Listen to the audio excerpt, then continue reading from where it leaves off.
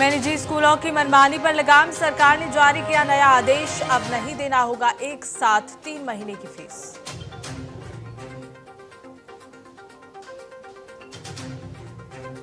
सिक्किम बना देश का पहला पेपरलेस न्यायपालिका वाला राज्य। सीजेआई सूर्यकांत ने कहा, कागजी कार्यवाही से आगे बढ़ रही है देश की न्यायपालिका।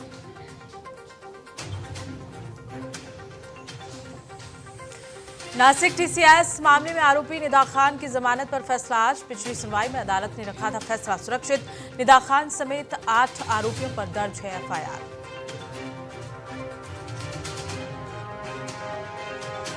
लेबनान पर इजरायल की ताबड़तोड़ एयर स्ट्राइक। एक सैनिक समेत 5 लोगों की मौत। लोगों से हिजबुल्लाह की जगहों से दूर रहने की अपील की गई।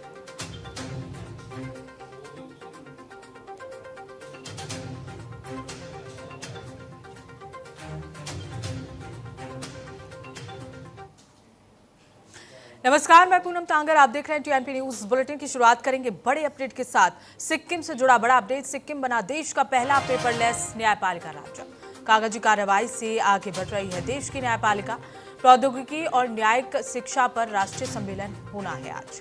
कॉमनवेल्थ लीगल एजुकेशन एसोसिएशन के प्रतिनिधि इसमें शामिल होते हुए नजर आएंगे। तो बता दें कि सिक्किम को देश का पहला पेपरलेस न्यायपालिका राज्य घोषित किया गया है। यह ऐतिहासिक कदम तेज, पारदर्शी और तकनीक आधारित न्याय प्रणाली के लिए उठाया गया, जहां न्यायिक कार्यवाही में कागज का उपयोग न के बराबर होगा। सीजेआई सूर्यकांत ने गंगटोक में आयोजित एक सम्मेलन में इसकी आधिकारिक घोषणा की है। सीजेआई सूर्यकांत के सिक्किम दौरे का आज दूसरा दिन है। आज प्रौद्योगिकी और न्यायिक शिक्षा पर राष्ट्रीय सम्मेलन में हिस्सा लेंगे। इसमें कॉमनवेल्थ लीगल एजुकेशन एसोसिएशन के प्रतिनिधि भी शामिल होते हुए नजर आएंगे।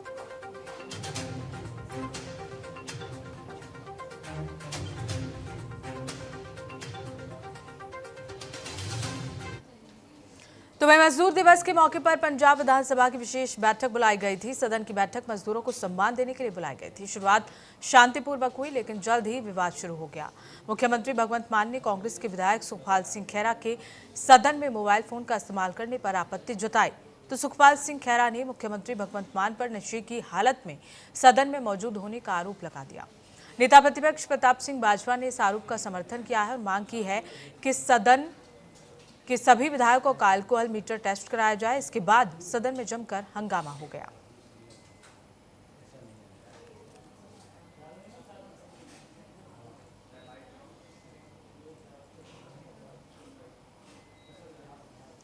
तो वहीं लॉरेंस बिश्नोई गैंग का एक गुर्गा मुन्ना ब्रॉम्पटन ने कनाडा में हुई फायरिंग की जिम्मेदारी ली। मुन्ना ब्रॉम्पटन ने दावा किया कि ब्रॉम्पटन में प्रोस्टार टोइंग के मालिक राणा के घर पर उसने ही फायरिंग की है। उसने इस फायरिंग का एक वीडियो भी शेयर किया है। उसने कहा कि राणा विरोधियों का समर्थन करता है, इसीलिए फायरिंग कर उसे चेतावनी दी गई कि विरोधियों का साथ छोड़ दे। जो भी हमारे खिलाफ जाएगा उसका यही हाल होगा। उसने आगे कहा कि इंतजार करो और देखते जाओ आगे आगे क्या होता है।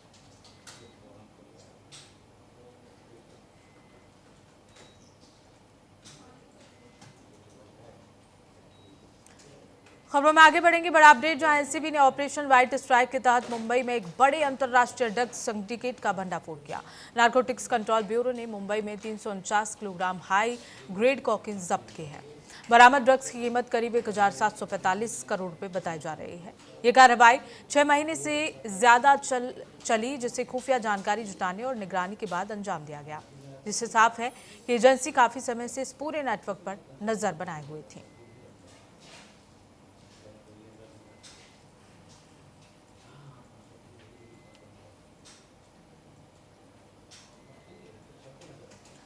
तो वहीं अमरनाथ यात्रा के लिए यूपी के अमित राजपूत अपने भाई के साथ पैदल यात्रा पर निकले हैं। जम्मू कश्मीर में चल रही इस यात्रा में वो सनातन धर्म प्रचार और गौ माता को राष्ट्रीय माता मानने की मांग कर रहे हैं। उन्होंने 3 जुलाई से शुरू यात्रा के लिए पंजीकरण और मेडिकल जांच जरूरी बताई। अमित पिछले 10 महीनों से जीतन राजपूत के साथ बाबा अमरनाथ के दर्शन की आस्था से यात्रा कर रहे हैं।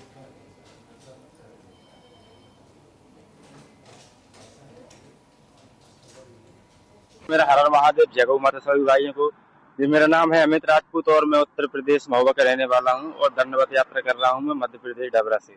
मेरे साथ नयन भाई हैं जो पैदल चलकर मेरा सहयोग कर रहे हैं और यात्रा का मेन उद्देश्य हमारा हिंदू सनातन धर्म का प्रचार करना और गौ माता को राष्ट्र माता का दर्जा मिले इसी संकल्प को लेकर हम लोग बाबा अमरनाथ की दंडवत यात्रा कर रहे हैं। जी, मेरा नाम जीतन राजपूत है और मैं जिला छतरपुर मध्य प्रदेश से चलकर बाबा अमरनाथ की दंडवत यात्रा कर रहा हूँ और मेरे को अभी हो गए हैं 10वां महीना चल रहा है। तो और मेरे मन में यही ख्याल है कि बाबा के दर्शन हो जाए। पहली बार जा रहे हैं? जी, पहली बार जा रहे हैं। तो मन में विचार ऐसे आया, सब हम चारों लोगों की सलाह हुई तो कि बाबा अमरनाथ चलना है, तो सबने सलाह की कि 2 लोग लेट के चलेंगे। अनंतनाग पुलिस ने बाघामा विजबेहरा गांव में ड्रग तस्कर सज्जाद राथर की करीब 1 करोड़ रुपए की अवैध संपत्ति को ध्वस्त किया। पुलिस के अनुसार ये कार्रवाई नशा तस्करी के खिलाफ अभियान के तहत की गई। आरोपी पर लंबे समय से ड्रग नेटवर्क चलाने का आरोप था। प्रशासन ने कहा कि ऐसी कार्रवाई आगे भी जारी रहेगी ताकि अवैध कारोबार पर रोक लगाई जा सके।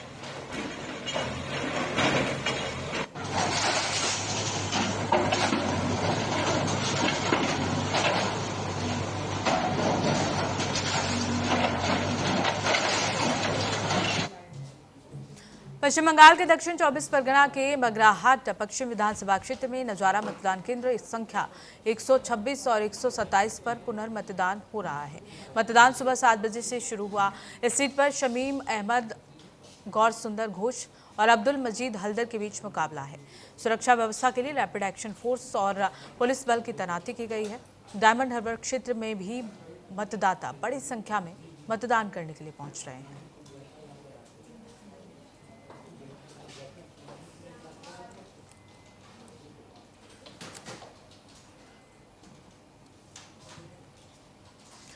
और इस बीच एक बड़ा अपडेट, जहां लेबनान पर इजराइल की ताबड़तोड़ एयर स्ट्राइक, हिजबुल्लाह के कई ठिकाने ध्वस्त कर दिए गए। 5 लोगों की मौत हो गई है। इजराइल ने हबूश गांव को खाली करने के लिए कहा है। लोगों से हिजबुल्लाह की जगहों से दूर रहने की भी अपील की जा रही है।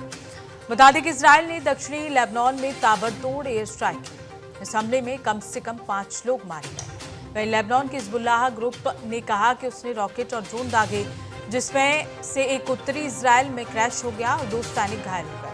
17 अप्रैल से सीजफायर लागू होने के बावजूद इजराइल की मिलिट्री और हिजबुल्लाह ने अपने हमले जारी रखे हुए हैं।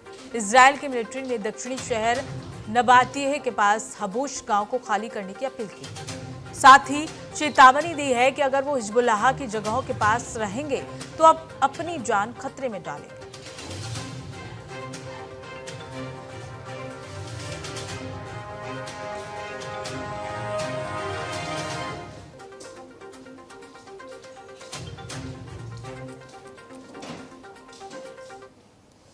खबरों में आगे बढ़ेंगे। शाहजहांपुर जिले के ग्राम कांजा और बराबाल के बीच एक बिना मुडेर के कुएं में गिरी गाय को गौरक्षा सेना ने रेस्क्यू कर सुरक्षित बाहर निकाला। गाय पिछले 3 दिनों से कुएं में फंसी थी। सूचना मिलने पर गौरक्षा सेना मौके पर पहुंची, जहां पानी और जहरीले सांप की मौजूदगी के बावजूद बचाव कार्य शुरू किया गया। करीब 1 घंटे की मशक्कत के बाद रस्सी और ट्रैक्टर की मदद से गाय को सुरक्षित निकाल लिया गया। मौके पर ग्रामीण भी मौजूद रहे। आज कांजा बरवाल के बीच में एक बल्ले के नीचे एक कुएं में, जो कि कुआं है आसिफ खान निवासी कसाईवाड़ा शाहजहांपुर, उसके कुएं में गौ माता 3 दिन से गिरी हुई थी, जिसकी सूचना उसको देने पर भी उसने कोई उचित कदम नहीं उठाया। उसके बाद ग्रामीणों के साथ में गौरक्षा सेना के सदस्यों द्वारा आज दिनांक को कुएं में उतर करके गौ माता का रेस्क्यू ऑपरेशन किया गया और गौ माता को सुरक्षित बाहर निकाला गया है। हम आग्रह करते हैं कि ऐसे जितने भी बिना मुंडेर के कुएं हैं जो हर खेत में लगे हुए हैं, बने हुए हैं, वो या तो बूढ़ दें या फिर उनको व्यवस्थित करके, ताकि कोई सा भी गौ माता, नंदी महाराज या कोई सा भी अन्य जानवर उसमें ना गिरे।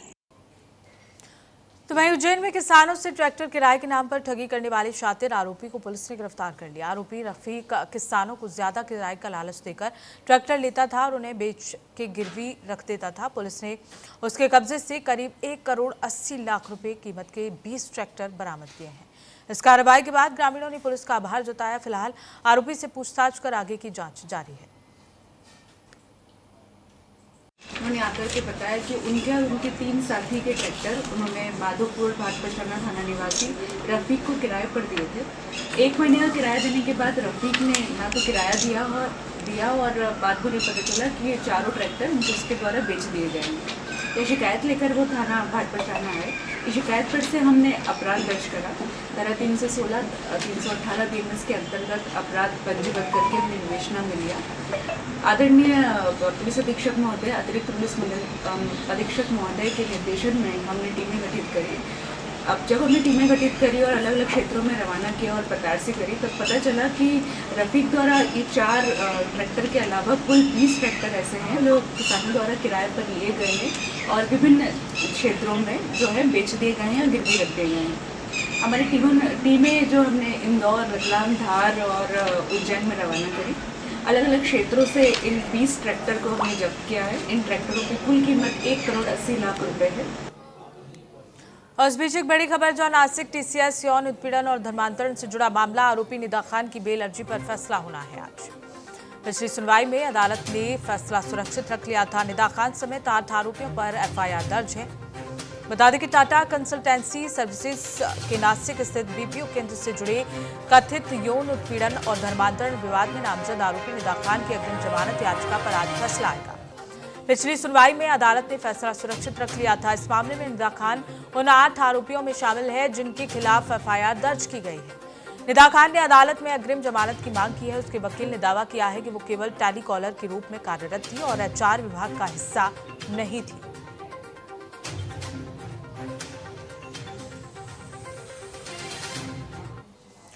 पश्चिम बंगाल के मुर्शिदाबाद में चुनावी नतीजों से पहले हिंसा और तनाव की स्थिति बनी हुई है। कांग्रेस नेता अधीर रंजन चौधरी ने चिंता जताते हुए आरोप लगाया कि कई जगहों पर पार्टी एजेंटों के साथ मारपीट की गई है।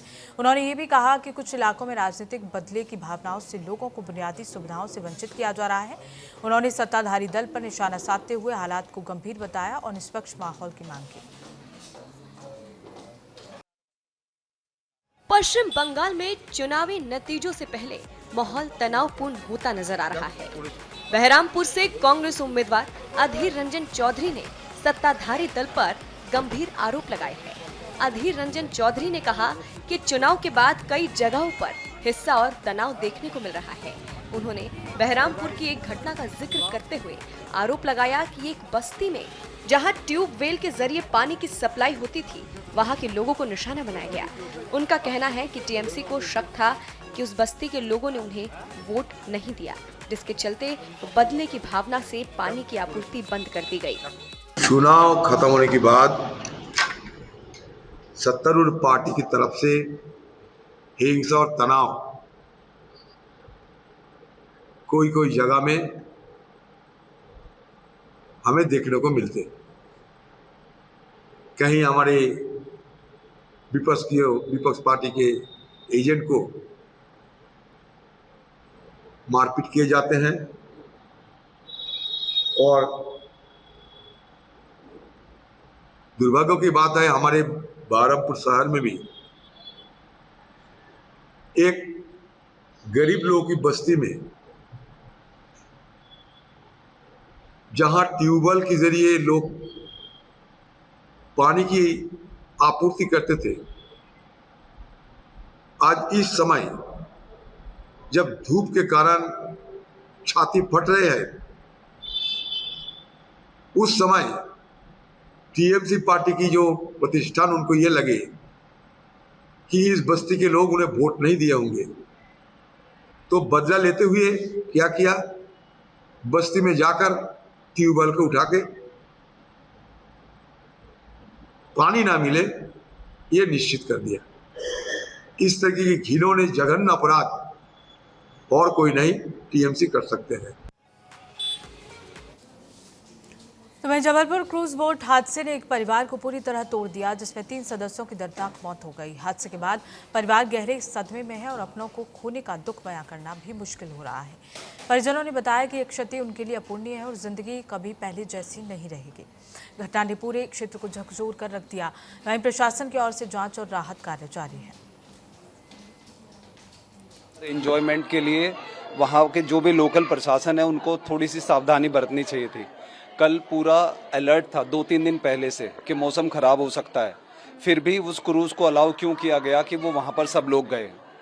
जब वहाँ पर गए तो इसीलिए ये इतना बड़ा हादसा हुआ, ये रोका जा सकता था। ये सब चीज़ें बता लापरवाही से ही हुई हैं, क्योंकि जब उसमें बता रहे थे कि लोग मना कर रहे थे कि आगे मत जाइए इस सब चीज़ों में, वो फिर भी उस चीज़ को आगे ले गए क्रूज़ को, और वो जाके वहाँ पे तूफान में फंसा, और काफ़ी पुराना क्रूज़ था वो, इस वजह से ये सारी घटनाएं हुई हैं। लापरवाही कहूँगा, और सिक्योरिटी इसमें भी लापरवाही कहूँगा, क्योंकि लाइफ जैकेट वहाँ नहीं दी गई टाइम से उनको। सिक्योरिटी के नजरिए से और मेंटेनेंस के नज़रिए से मैं देखता हूँ कि लापरवाही हुई है बहुत ज़्यादा। ये 40-50 लोगों से जो है भरी हुई थी बोट, जो है मौसम खराब था उसके बावजूद भी वो पानी में लेकर गया टूरिस्टों को बिठाकर कुछ पैसों के लिए। स्थानीय लोगों ने उसको रोका भी, बोला भी कि मौसम खराब है, साइड लगा दो। और जो बोट में हमारा परिवार शामिल था उसके अंदर बैठे हुए थे, उन्होंने भी बोला था कि भाई वापस ले लो, साइड लगा दो, लेकिन उसने सुना नहीं और वो आगे लेकर गया, जिसकी वजह से फिर मौसम खराब हुआ तो अचानक इतना ये बड़ा हादसा हो गया। जहां रक्सौल में पुलिस ने नशीली दवाओं के खिलाफ बड़ी कार्रवाई करते हुए 12,000 नशीली सुई के साथ 2 नेपाली तस्करों को गिरफ्तार किया है। गुप्त सूचना पर महादेव सैनिक रोड पर छापेमारी की गई, जहां मारुति कार के गुप्त तहखाने से इंजेक्शन बरामद हुए। गिरफ्तार तस्करों में वकील ठाकुर और पूरन ठाकुर शामिल हैं। बरामद इंजेक्शन में डाइजा, फेनार्गन और नूफिन शामिल है। पुलिस ने वहां जब्त कर आगे की जांच शुरू कर दी है। सूचना मिली थी कि कुछ नशीली सुइयां मोतिहारी से नेपाल ले जाई जा रही हैं तस्करों द्वारा, तो इसी सूचना के आधार पर हमने कार्रवाई की, और कार्रवाई करते हुए हमने महादेवा के पास 2 लोगों को एक मारुति सुजुकी स्विफ्ट डिजायर गाड़ी में काफ़ी भारी मात्रा में नशीली सुइयां ले जाते हुए पकड़ा है, और इनको पकड़ के फिर हमने थाना लेके आए हैं, और यहाँ हम इन पे कांड दर्ज किया है और अग्रतर कार्रवाई इन पे की जा रही है। सर, ये कहाँ पे रहने वाले हैं, इनका नाम क्या है? ये दोनों लोग नेपाल के रहने वाले हैं, और ये लोग यहाँ से एक तरीके से क्लियरिंग एजेंट हैं। यहाँ से जो दवाइयाँ आती हैं मोतिहारी से सप्लाई होती हैं नेपाल में, तो ये इनको सप्लाई करवाते हैं, यहाँ से नेपाल ले जाते हैं। तो आमतौर ये दवाइयाँ काठमांडू जाके ये लोग सप्लाई करते हैं। भारत नेपाल सीमा से सटे घोड़ा सहन बाजार में साइबर पुलिस ने म्यूल अकाउंट और यूएसटीडी के जरिए अवैध लेन देन करने वाले गिरोह पर बड़ी कार्रवाई की है। छापेमारी में कई लाख भारतीय रुपए, नेपाली रुपए, मोबाइल समेत कई सामान बरामद किए गए। पुलिस ने 5 संदिग्धों को हिरासत में लिया है। जांच में म्यूल अकाउंट और क्रिप्टो नेटवर्क के जरिए फंड ट्रांसफर का खुलासा हुआ है। साइबर डीएसपी के नेतृत्व में कार्रवाई जारी है और पूरे नेटवर्क की जांच की जा रही है। सुरक्षक महोदय मोतिहारी एवं जो बिहार पुलिस मुख्यालय का जो मार्गदर्शन है उसके अंतर्गत जो शहरी जो मोतिहारी की जो सीमावर्ती क्षेत्र हैं उस पर विशेष निगरानी रखी जा रही थी, और साइबर सुरक्षा प्रभाग के द्वारा भी लगातार म्यूल अकाउंट्स एवं इससे संबंधित जो भी अपराध है उसके ऊपर कार्रवाई करने हेतु निर्देशित किया जा रहा था। और इसी संबंध में मोतिहारी साइबर थाना को गुप्त सूचना मिली कि कुछ लोग वहां पर भारी मात्रा में कैश एवं यूएसडीटी का ट्रांजैक्शन करते हैं, एवं इतना ही नहीं जो मल्टीपल अकाउंट्स होते हैं उसका वो इस्तेमाल करके उसमें पैसे मंगाते हैं, और उन पैसों को फिर रीट्रांजेक्ट किया जाता है क्रॉस बॉर्डर, मतलब नेपाल के अकाउंट्स में भी उन पैसों को भेजा जाता है।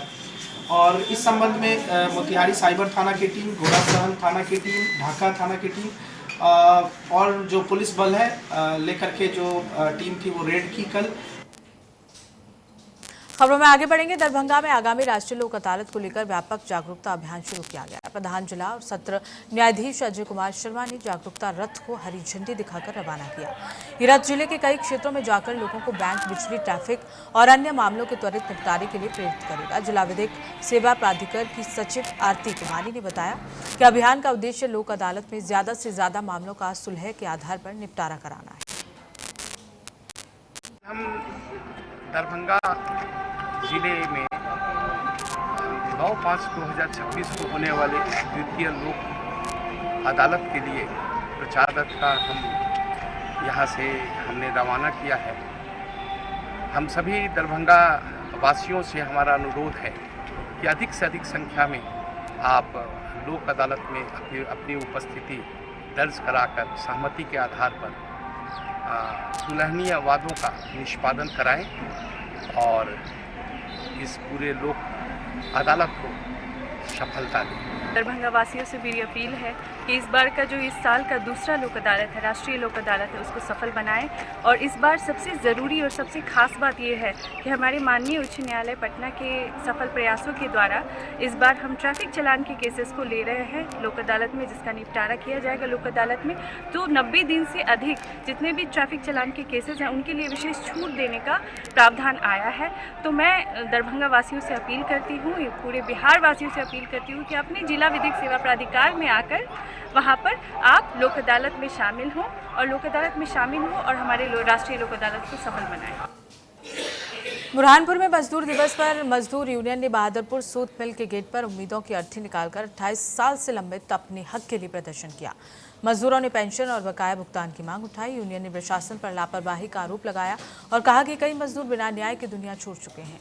प्रदर्शनकारियों ने सरकार से 56 करोड़ रुपए के भुगतान की मांग की और 15 दिन में समाधान न होने पर भोपाल घेराव की चेतावनी दी।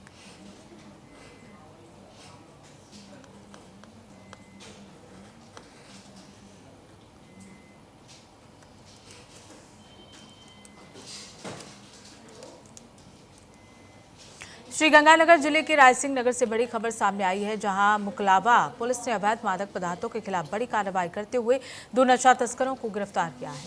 आरोपियों के कब्जे से कुल 7 ग्राम हेरोइन बरामद की गई है। इसके साथ ही तस्करी में प्रयुक्त बाइक भी जब्त की गई। पुलिस ने दोनों के खिलाफ NDPS एक्ट में मामला दर्ज कर जाँच शुरू कर दी है।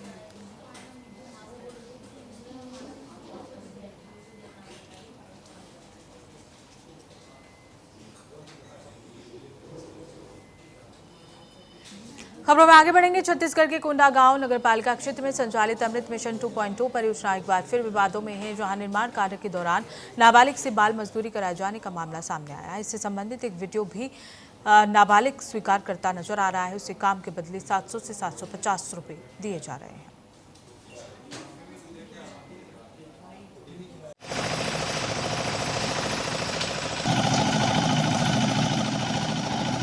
यहाँ कितना दिन से काम कर रहे हो? हो गया बहुत। कितना रुपए रोजी दे रहे हैं? 700 750। क्या रोजी? कितना से कितना टाइम काम करते हो? नाइट। पूरी रात? आज कैसे दिन में काम चल रहा है? आज थोड़ा लेट हो गया। अच्छा, ये जैकेट कब दिए हैं? बहुत दिन हो गया दिए। हम लोग मीटर में कर रहे हैं 70 रुपए। अच्छा, तो ये कैसे कम उम्र का बच्चा है? ये आजकल स्कूल नहीं जा पा रहा है, इसलिए आऊंगा बोले इसलिए स्कूल क्या। देखिए, बाल मजदूरी की जानकारी मेरे को इसके पहले नहीं थी। मेरे को इसकी जानकारी आपके द्वारा मिली है। मैं कल ही जाके स्पॉट पे इसको देखता हूं और यदि ऐसा कुछ पाऊंगा तो ठेकेदार के विरुद्ध भी कार्रवाई करूंगा और उस बच्चे को मजदूरी करने से रोकूंगा भी। और फिलहाल के लिए खबरों में बस इतना ही। देखते रहिए TNP न्यूज़।